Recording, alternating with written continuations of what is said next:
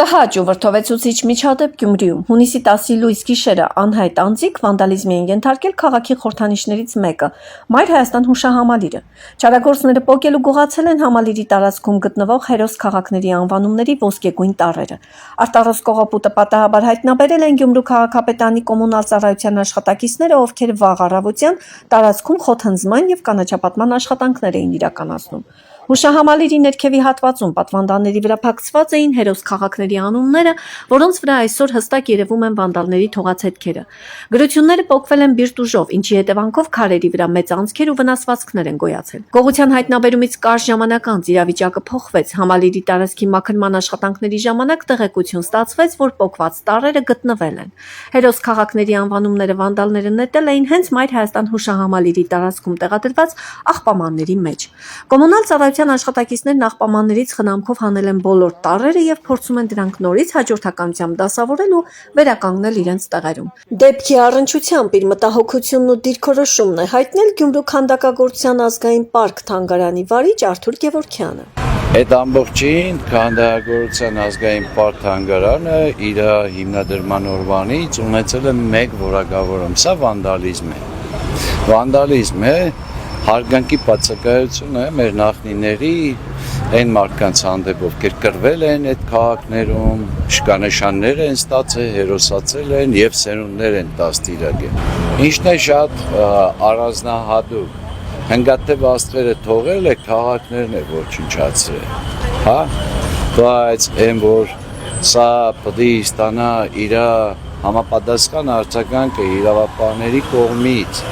և այս դեպքի վերաբերյալ պետք է մանրակրկիտ ընդ նաև հանրային դաշտում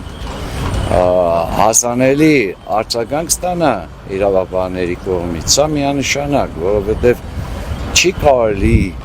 Մայր Հայաստան անունով հուշահամալիրում, որը համայն հայությանն է վերաբերում, կապ չունի այդտեղ որ քաղաքների անունն է գրած, հա, նման բան անել, չի կարելի մեր նախնիների արածի կողքին նման բան անել։ Սկզբնական շրջանում վարկած էր շրջանառվում, թե գործ ունեն գունավոր մետաղների սիրահարների հետ, ովքեր տառերը գողացել են հանձնելու և գումար աշխատելու նպատակով։ Սակայն տառերը գտնելուց հետո ամեն ինչ պարզ դարձավ։ Դրանք որևէ թանկարժեք կամ գունավոր մետաղից չեն, այլ ընդամենը պլաստմասե ոսկեգույն տառեր են։ Այս փաստը հուշում է, որ տեղի ունեցածը ոչ թե շահադիտական կողոպուտ է, այլ մտահոգիչ վանդալիզմի ու խուլիգանության դրսևորում։ Գյումրու քաղաքապետարանը խստորեն դատապարտում է վանդալների նմանօրինակ վարքագիծը։ Սա պարզապես գույքի վնասում չէ։ Սա հուշարձան է, որը խորհրդանշում է հայրենական մեծ պատերազմում իրենց կյանքը զոհաբերած հայրենիների սխրանքն ու հիշատակը։